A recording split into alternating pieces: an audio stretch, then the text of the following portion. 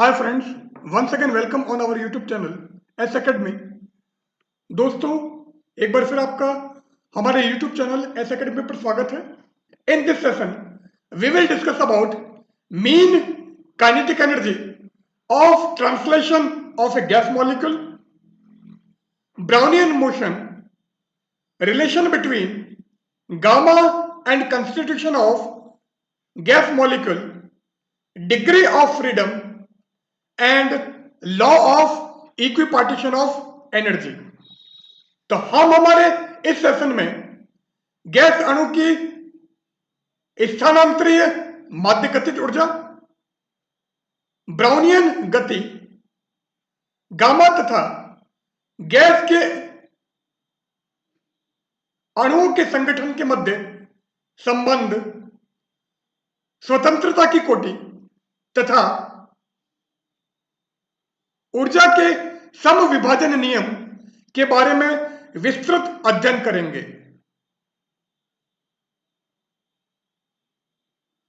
So first of all, mean kinetic energy of translation of a gas molecule।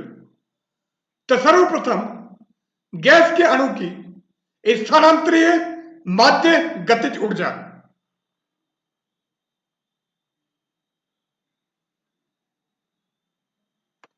According to kinetic interpretation of temperature, the average kinetic energy of translation of molecule of any gas is directly proportional to the temperature।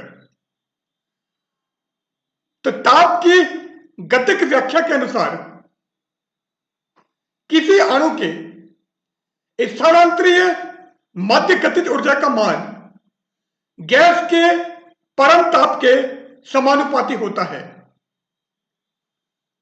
So the average kinetic energy of translation of molecule of any gas is directly proportional to the temperature। तो अणु की स्थानांतरीय माध्य गतिज ऊर्जा का मान gas के परम ताप के समानुपाती होता है। So half mc square bar is equal to alpha t। Here half mc square bar is average kinetic energy and alpha is constant of proportionality। यहां पर half m c square bar स्थानांतरीय औसत गतिज ऊर्जा है तथा अल्फा कोई समानुपाती नियतांक है। Alpha is a constant, alpha एक नियतांक है। Now, from kinetic theory of gas, the pressure of 1 gram molecule of a gas,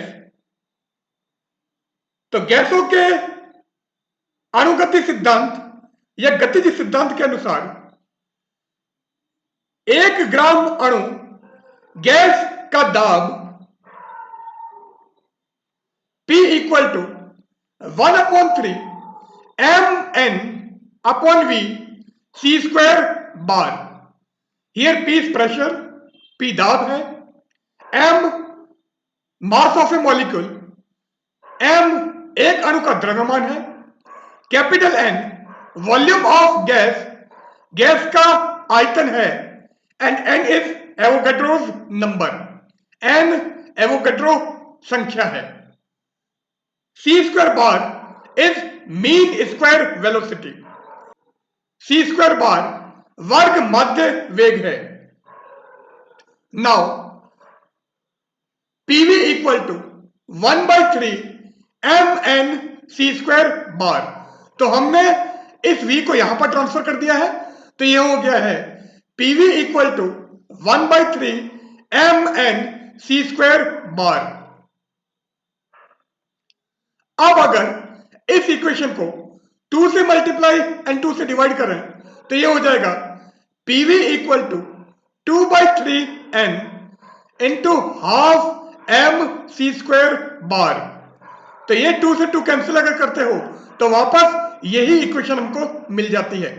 so PV equal to 2/3 n into half m c square bar.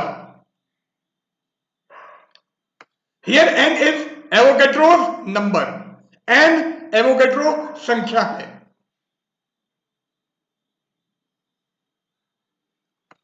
Now, अभी हमने निकाला था half m c square bar is equal to alpha T. तो kinetic interpretation of temperature से half m c square bar is equal to alpha T and pv equal to 2/3 n half m c square bar. तो अब हम क्या करते हैं, इस half m c square bar की जगह अल्फा टी पुट कर देते हैं. तो जैसे ये वैल्यू रखोगे ये हो जाएगा pv is equal to 2/3 n alpha टी. सिंस परफेक्ट गैस इक्वेशन, आदर्श गैस समीकरण pv इक्वल टू RT. अब एक pv की वैल्यू हमारे पास में यहां है और एक pv की वैल्यू हमारे पास में यहां है. तो ये दोनों pv की वैल्यूज प्रोवाइड कर रहे हैं. इट मींस ये दोनों वैल्यूज आपकी सेम होनी चाहिए. तो इन दोनों इक्वेशंस को हम कंपेयर करते हैं. तो अगर इन दोनों समीकरणों की तुलना करें तो ये आ जाएगा 2/3 n alpha equal to r, क्योंकि t से t कैंसिल हो जाएगा. So 2/3 n alpha equal to r और alpha equal to 3/2 r upon n. Here r is universal gas constant and n is Avogadro number. Since r equal to n into k, where k is Boltzmann's constant, तो r equal to n k होता है. तो अगर r की जगह हम n k रख दें तो n से n कैंसिल हो जाएगा. So alpha is equal to 3/2 k. तो ये अल्फा की वैल्यू हमको मिल गई है. अब हम क्या करते हैं, ये जो अल्फा आया है इस अल्फा की वैल्यू को यहां पर रख देते हैं. तो ये हो जाएगा half m c square bar is equal to 3/2 kT. अब half m c square bar average kinetic energy है, औसत गतिज ऊर्जा है. It means average kinetic energy of translation of every molecule of perfect gas is 3/2 kT. तो आदर्श gas के प्रत्येक अणु की औसत स्थानांतरीय गतिज ऊर्जा का मान 3/2 kT होता है. Average kinetic energy of translation of every molecule of perfect gas is 3/2 kT. Adarsh gas के प्रत्येक अणु की औसत स्थानांतरीय गतिज ऊर्जा का मान 3/2 kT होता है. Here k is Boltzmann's constant and capital T is temperature on absolute scale. तो यहां पर k बोल्ट्जमान नियतांक है तथा कैपिटल T परम ताप है. यह गैस का परम ताप पैमाने पर ताप है. Now, it is clear from this equation that the average kinetic energy of translation does not depend on mass of gas molecule. तो इस समीकरण से स्पष्ट है कि औसत स्थानांतरीय गतिज ऊर्जा का मान गैस के अणु के द्रव्यमान पर निर्भर नहीं करता है, क्योंकि यहां पर m की टर्म नहीं आ रही है. इसका मतलब ये मास पर, ये द्रव्यमान पर निर्भर नहीं करती है. नाउ ब्राउनियन मोशन, ब्राउनियन गति.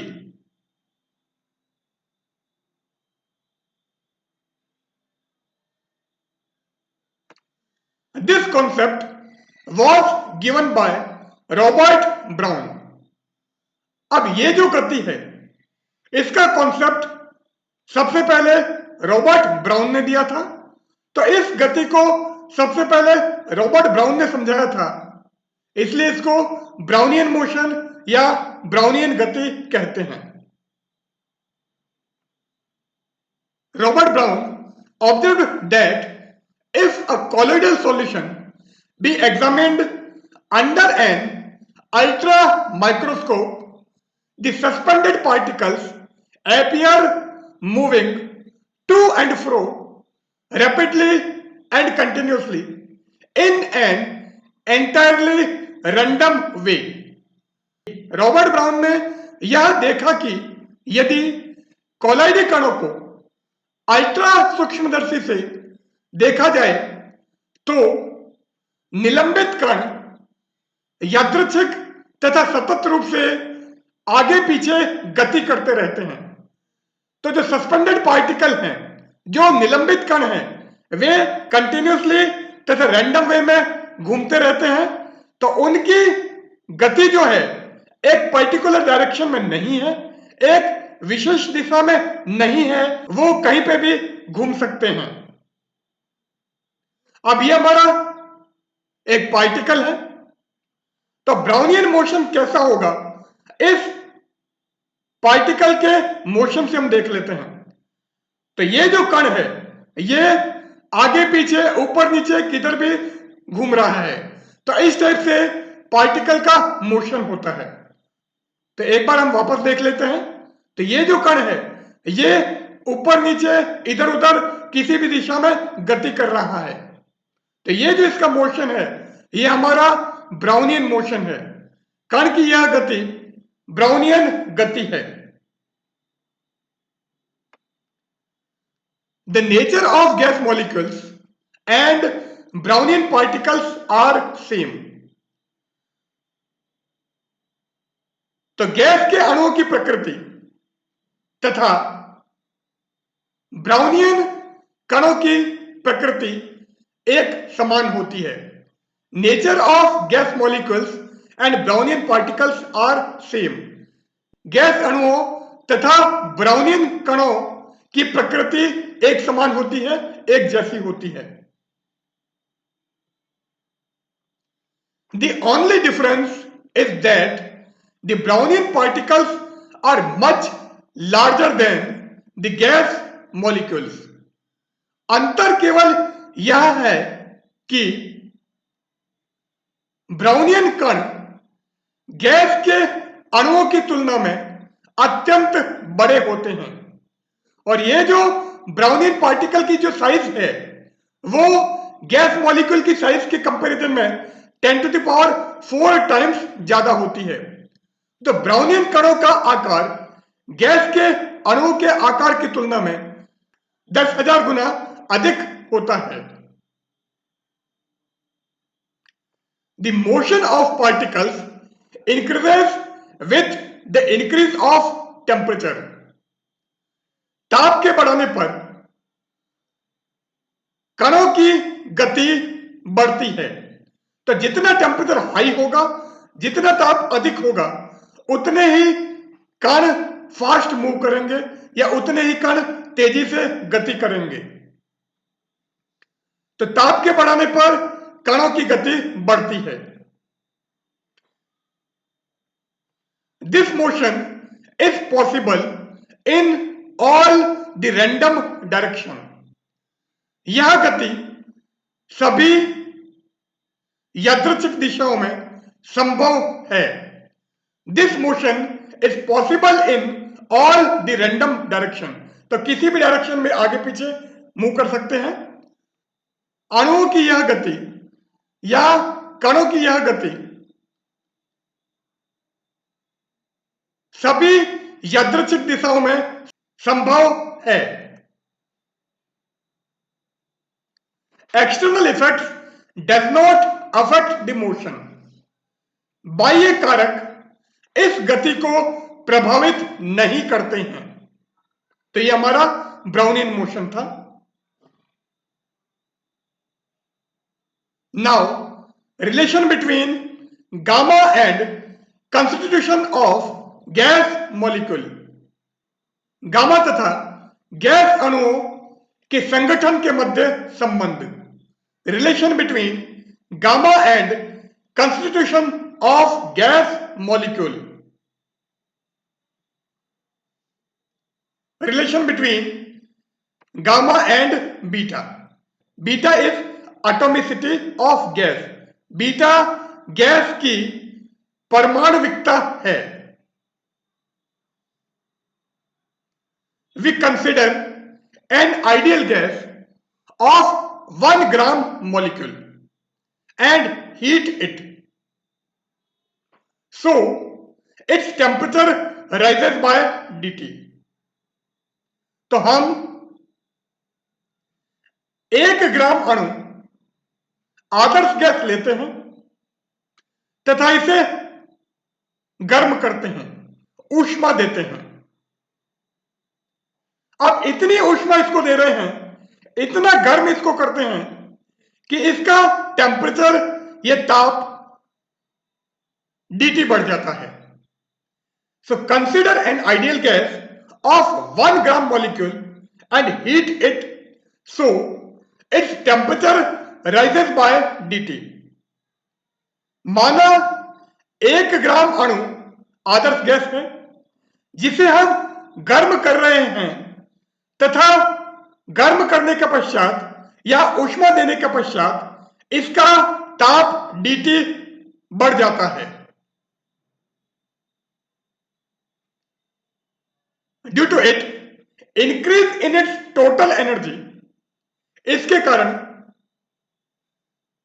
गैस की कुल ऊर्जा में वृद्धि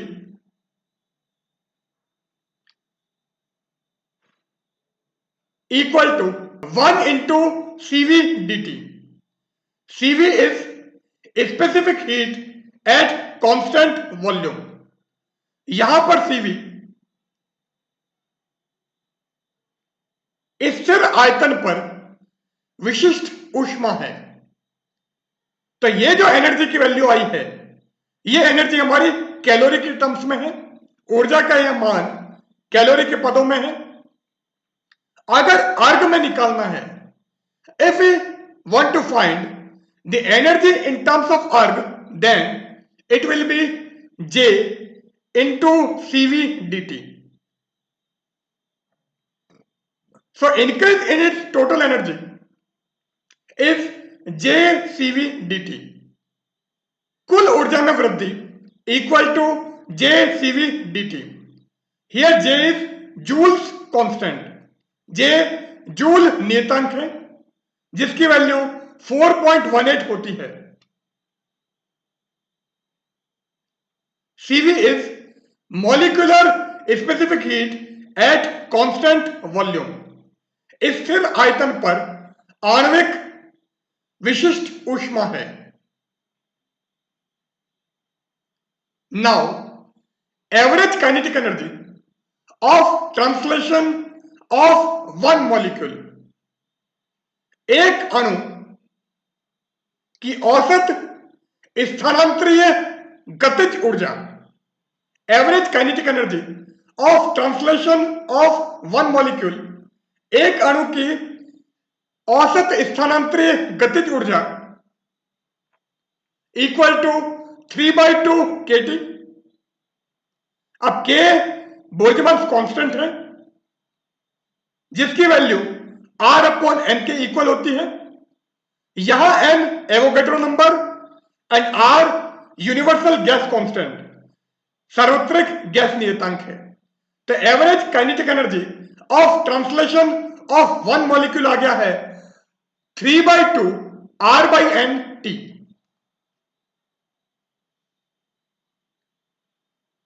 So increase in translational kinetic energy of 1 gram molecule of gas. इसलिए 1 ग्राम अणु गैस की स्थानांतरीय गतिज ऊर्जा में वृद्धि equal to 3/2 R/N dt into capital N. तो एवोगैड्रो नंबर से हमने इस वैल्यू को मल्टीप्लाई कर दिया है तो एनर्जी की वैल्यू हमको मिल जाएगी। तो n से n कैंसिल कर दो तो ये हो जाएगा 3/2 R dt। So increase in translational kinetic energy of 1 gram molecule of a gas is 3/2 R dt। Gas के 1 ग्राम अणु की स्थानांतरीय गतिज ऊर्जा में वृद्धि 3/2 R dt होगी।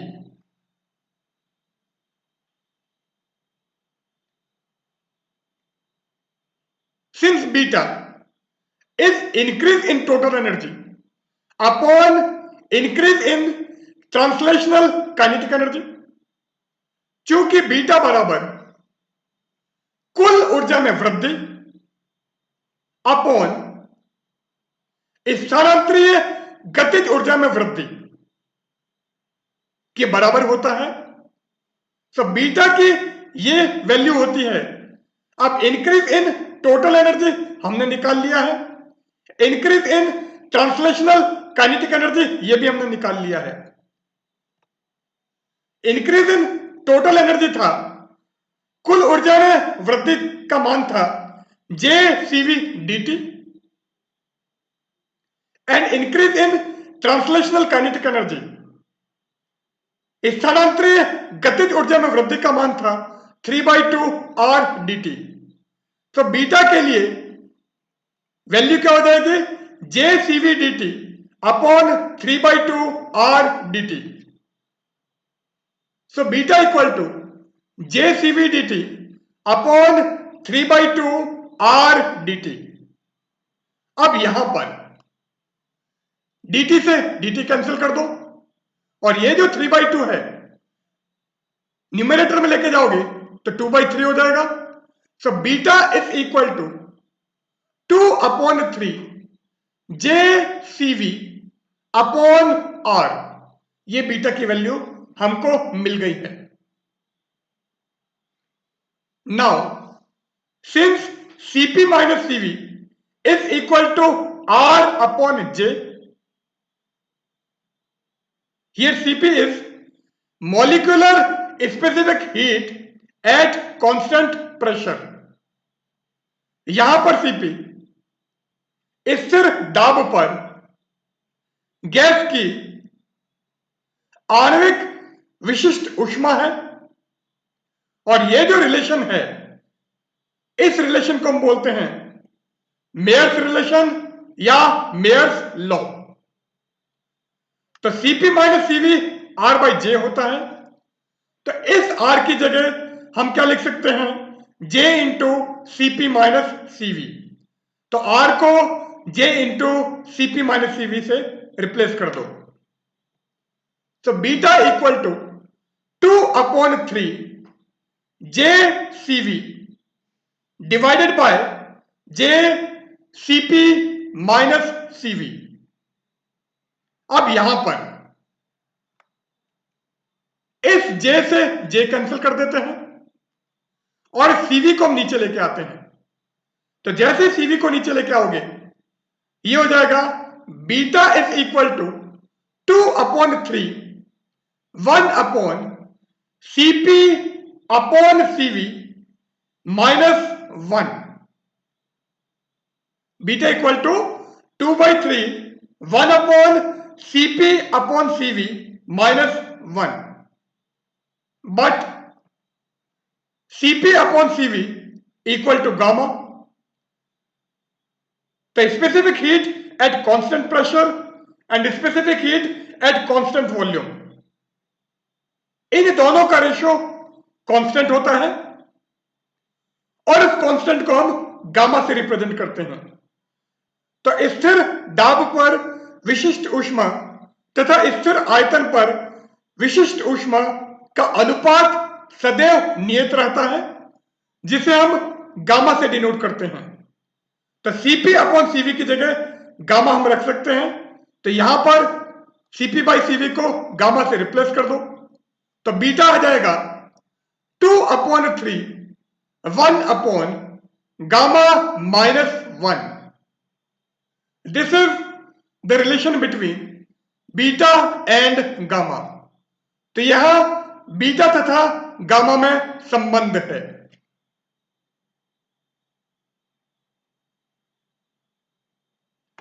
For monoatomic gas gamma equal to 5/3।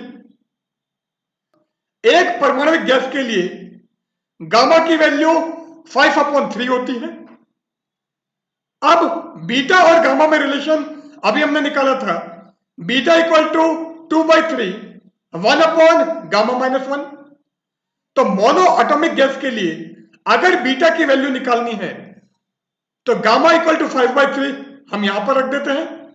So beta is equal to 2/3 1/5/3 -1। अब 5/3 -1 क्या होगा? एलसीएम लोगे 3 तो हो जाएगा 5 - 3/3 दैट इज 2/3। तो ये वैल्यू हो गई 2/3 और न्यूमरेटर में लेके जाओगे तो 3/2। So beta is equal to 2/3 into 3/2। अब 3 से 3 कैंसिल हो जाएगा एंड 2 से 2 कैंसिल हो जाएगा, तो ये पूरा कैंसिल होकर 1 बन जाएगा। So beta is equal to 1। So for mono atomic gas the value of beta is 1। एक परमाणुविक गैस के लिए बीटा का मान 1 होता है। अब बीटा 1 आ रहा है, इसका मतलब total energy of these gases, which gases? Mono atomic gases. Total energy of these gases are equal to the translational energy.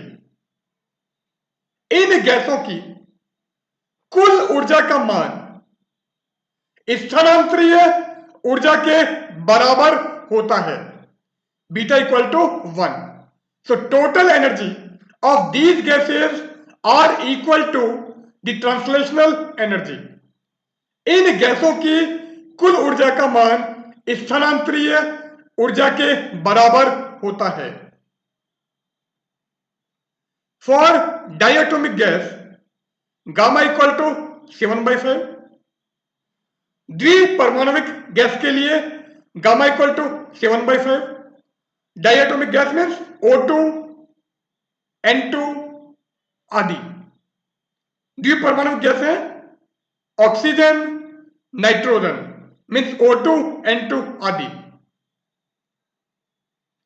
तो गामा 7/5 है, यहां पर हम गामा 7/5 रख देते हैं।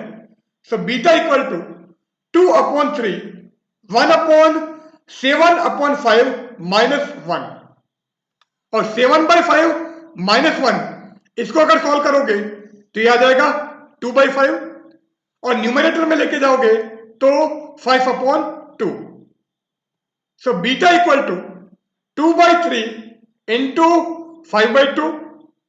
अब यहां पर 2 से 2 कैंसिल कर दो तो बीटा आ जाएगा 5/3। तो क्लियर है कि जैसे जैसे गामा हमारा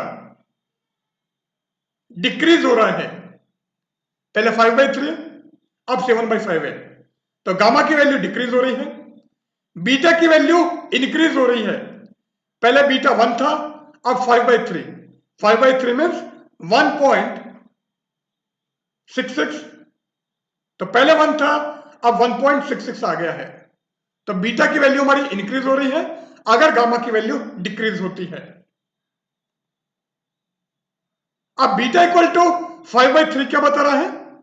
इन these gases the sum of vibrational and rotational energy are 5/3 part of translational energy. इन गैसों की कंपन तथा घूर्णन ऊर्जाओं का योग स्थानांतरीय ऊर्जा का 5/3 गुना होता है। तो कंपन तथा घूर्णन ऊर्जा का योग स्थानांतरीय ऊर्जा का 5/3 गुना है। as gamma decreases and it tending to 1, the value of beta increases. जैसे जैसे गामा घटता है तथा यह 1 की ओर अग्रसर होता है, बीटा का मान बढ़ता है। तो गामा हमारा डिक्रीज हो रहा था और बीटा हमारा इंक्रीज हो रहा था। It means the sum of vibrational and rotational energy increases in comparison to translational energy. इसका तात्पर्य यह है कि कंपन तथा घूर्णन ऊर्जाओं का योग स्थानांतरीय ऊर्जा की तुलना में बढ़ता है। तो पहले हमारी एनर्जी इक्वल थी, उसके बाद में ट्रांसलेशनल एनर्जी, ये स्थानांतरीय ऊर्जा का 5/3 गुना हो गई थी। इसका मतलब जैसे जैसे गामा घटेगा बीटा बढ़ेगा, और बीटा बढ़ेगा तो कंपन एंड घूर्णन, कंपन तथा घूर्णन ऊर्जाओं का योग स्थानांतरीय ऊर्जा की तुलना में बढ़ेगा। It means the number of atoms in the molecules increases. अर्थात अणुओं में परमाणुओं की संख्या बढ़ेगी। Number of atoms in the molecules increases, अणुओं में परमाणुओं की संख्या बढ़ेगी। The lower the value of gamma for gas, the higher the value of atomicity. Gas के लिए गामा का मान जितना कम होगा, गैसों की परमाणुविकता उतनी ही अधिक होगी।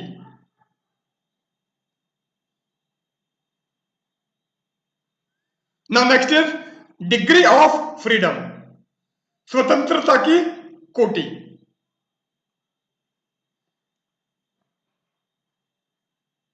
डिग्री ऑफ फ्रीडम, स्वतंत्रता की कोटि। The total number of independent coordinates required to specify the position and configuration of a dynamical system is known as degree of freedom. The total number of independent coordinates required to specify the position and configuration of a dynamical system is known as degree of freedom. किसी गतिक निकाय की स्थिति तथा विन्यास को दर्शाने के लिए आवश्यक कुल स्वतंत्र निर्देशांकों की संख्या उसकी स्वतंत्रता की कोटि कहलाती है। किसी गतिक निकाय की स्थिति तथा विन्यास को दर्शाने के लिए आवश्यक कुल स्वतंत्र निर्देशांकों की संख्या स्वतंत्रता की कोटि कहलाती है। Degree of freedom is represented by F. स्वतंत्रता की कोटि को हम एफ से दर्शाते हैं। For monoatomic gas there are 3 degrees of freedom which are related to its translatory motion in x, y and z directions. एक परमाणुविक गैस के लिए कुल 3 स्वतंत्रता की कोटि होती हैं, जो कि परमाणु की एक्स, वाई तथा जेड दिशाओं में स्थानांतरीय गति से संबंधित है। तो मोनो एटॉमिक गैस हम ले रहे हैं, एक परमाणुविक गैस हम ले रहे हैं, उसमें केवल एक ही एटम है। वो एटम हमारा एक्स डायरेक्शन में जा सकता है, वाई में जा सकता है एंड जेड में जा सकता है। तो सिंगल एटम जो है X, Y and Z direction में कहीं पे भी मूव कर सकता है। इसका मतलब उसकी 3 डिग्रीज ऑफ फ्रीडम होंगी, 3 स्वतंत्रता की कोटि होंगी। A diatomic gas has 5 degrees of freedom. एक द्विपरमाणुविक गैस की कुल 5 स्वतंत्रता की कोटि होती हैं। अब 5 कौन कौन सी होंगी? Out of which 3 are related to its translatory motion. इनमें से 3 उसकी स्थानांतरीय गति से संबंधित है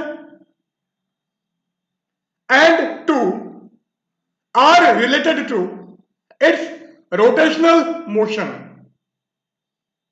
तथा बची हुई 2 इसकी घूर्णन गति से संबंधित है।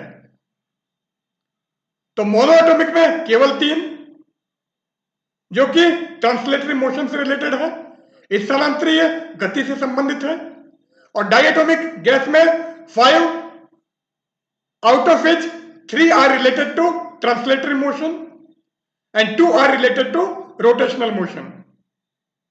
तो 5 में से 3 स्थानांतरित गति से संबंधित है और बची हुई 2 घूर्णन गति से संबंधित है। अब ये हमारा कोई मोनोएटॉमिक गैस है, तो एक परमाणुविक गैस का परमाणु हमने दर्शा दिया है। अब इसकी 3 डिग्रीज ऑफ फ्रीडम है। कौन कौन सी? ये एक्स डायरेक्शन में जा सकता है, ये वाई डायरेक्शन में जा सकता है और ये जेड डायरेक्शन में जा सकता है। तो इस टाइप से टोटल 3 डिग्रीज ऑफ फ्रीडम होंगी। अभी हमारा डायटोमिक गैस, द्विपरमाणु गैस, और इसकी टोटल 5 डिग्रीज ऑफ फ्रीडम है। कौन कौन सी? पूरी डायटोमिक गैस एक्स डायरेक्शन में जा रही है, वाई डायरेक्शन में जा रही है और इसी टाइप से जेड डायरेक्शन में जा रही है। So 3 are related to translatory motion. 3 हमारी स्थानांतरीय गति से संबंधित हैं। अब 2 कौन सी होंगी? 2 are related to rotational motion. कैसे? इसको हम स्टेशनरी मान लेते हैं और इसके चारों तरफ हम इसको घुमाते हैं, मतलब इस टाइप से। तो एक हमारी ये हो गई और सेकंड क्या होगी? इसको हम स्टेशनरी मानकर इसके चारों तरफ हम ब्लू वाले को घुमाते हैं।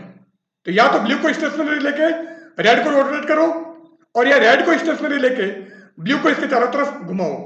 तो इस टाइप से 2 हमारी रोटेशनल मोशन से रिलेटेड होंगी, बची हुई 2 घूर्णन गति से संबंधित होंगी। अब इसके लिए एक फॉर्मूला है, उस फॉर्मूले को हम ले लेते हैं। Let n number of atoms in a polyatomic gas. माना एक बहुपरमाणुविक गैस में परमाणु की संख्या n है, के नंबर ऑफ कंस्ट्रेंट्स और बॉन्ड्स के या तो बंधों की संख्या है और या कंस्ट्रेंट्स या अवरोधों की संख्या है। सो के अवरोधों की संख्या या बंधों की संख्या है, नंबर ऑफ कंस्ट्रेंट्स और bonds. So degrees of freedom is given by 3n minus k। तो स्वतंत्रता की कोटि होगी f equal to 3n minus k। Now for monoatomic gas, एक परमाणु गैस के लिए ये हमारा मोनोएटॉमिक गैस है, तो n कितना हो गया? 1, और कोई भी बॉन्ड नहीं है, इसका मतलब k हमारा 0। So n equal to 1 and K equal to 0। यहां पर हम रख देते हैं, so F equal to 3 into 1 minus 0, और ये क्या हो जाएगा 3।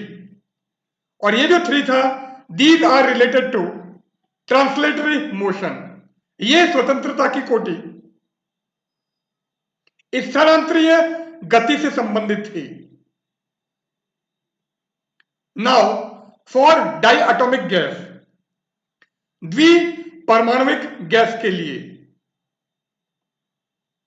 ये डाइएटॉमिक गैस एन कितना हो गया 1 2, और के मीन्स बॉन्ड कितने हैं 1,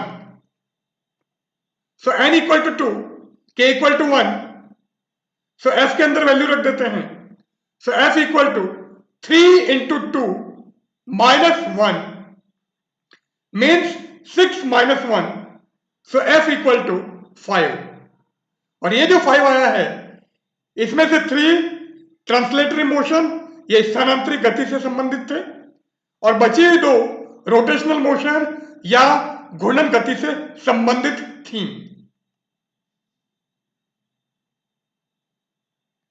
नाउ फॉर ट्राइएटॉमिक गैस, त्रिपरमाणुविक गैस के लिए, और यहां पर एटम लीनियर है या एक ही रेखा में है।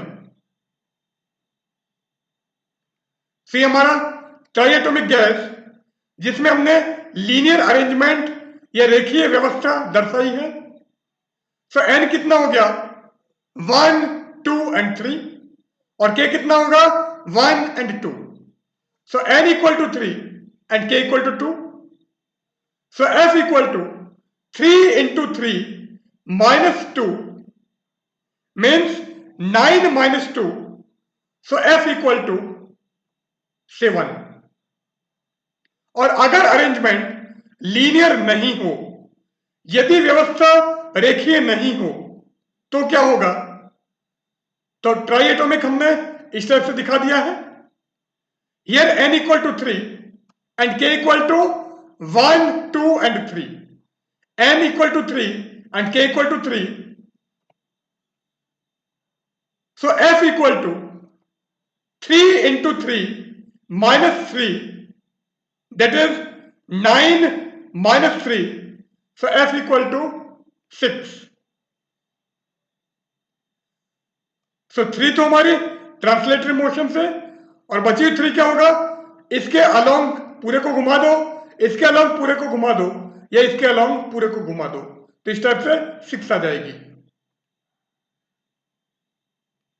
Now next one is law of equipartition of energy, ऊर्जा समविभाजन का नियम।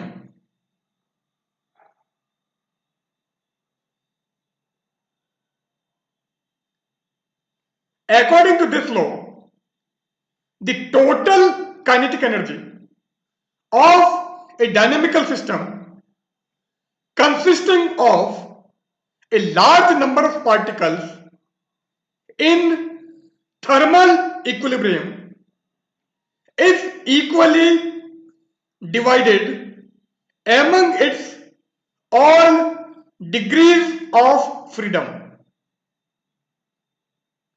ऊर्जा के समविभाजन नियमानुसार किसी गतिक निकाय जिसमें कई कण ऊष्मीय साम्यावस्था में हो कि कुल गतिज ऊर्जा उसकी सभी स्वतंत्रता की कोटियों में समान रूप से विभाजित होती है। The total kinetic energy of A dynamical system consisting of large number of particles in thermal equilibrium is equally divided among its all degrees of freedom। एक गतिक निकाय जिसमें कई कण ऊष्मीय साम्यावस्था में हो कि कुल गतिज ऊर्जा का मान उसकी सभी स्वतंत्रता की कोटियों में समान रूप से विभाजित होती है। This is our law of equipartition of energy. यही हमारा ऊर्जा का समविभाजन का नियम है। Since we know that the average kinetic energy of translation of molecule of an ideal gas is 3/2 kT, चूंकि हम जानते हैं कि एक आदर्श गैस के अणुओं की कुल औसत स्थानांतरीय गतिज ऊर्जा का मान 3/2 kT होता है। And since there are 3 degrees of freedom related to translational motion, तथा चूंकि स्थानांतरीय गति से संबंधित 3 स्वतंत्रता की कोटि होती है, so according to the law of equipartition of energy, the energy associated with each degree of freedom will be half kT. अतः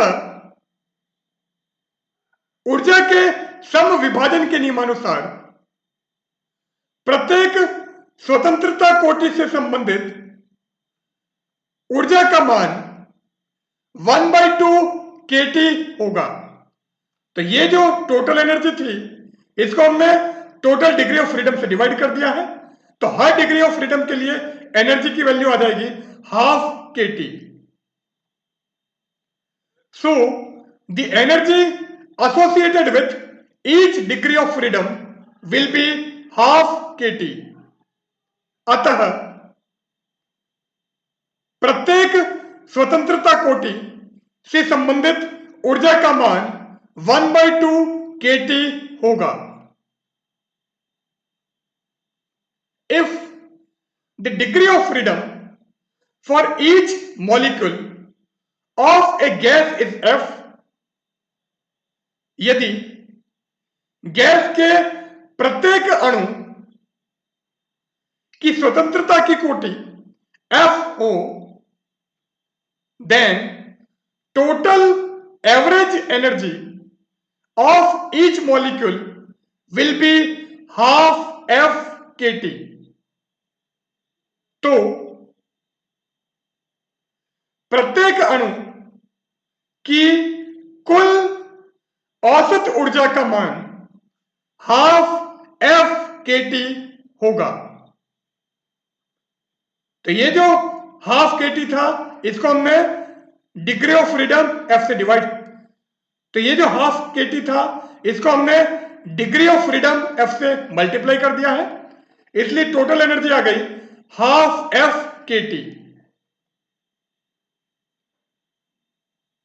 Law of equipartition of energy is valid at room temperature and above it।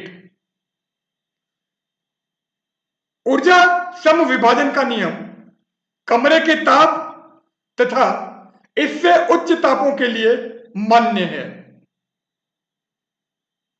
At temperature below room temperature it was not found to be correct। कमरे के ताप से कम ताप पर यह नियम सही नहीं पाया गया है। So the law of equipartition of energy is valid only at room temperature and above it, and it fails below room temperature। तो कमरे के ताप तथा इससे उच्च ताप पर ऊर्जा का समविभाजन नियम मान्य है तथा कमरे के ताप से नीचे के ताप पर यह फेल हो जाता है। So here we end our session. यहां पर हम हमारा सेशन एंड करते हैं। यहां पर हमने law of equipartition of energy, ऊर्जा समविभाजन का नियम, डिग्रीज ऑफ फ्रीडम, स्वतंत्रता की कोटि, relation between beta and gamma, beta तथा गामा में संबंध एंड मीन और average kinetic energy of A dynamical system, एक गतिक निकाय की औसत स्थानांतरित ऊर्जा का मान ज्ञात किया है। So good bye.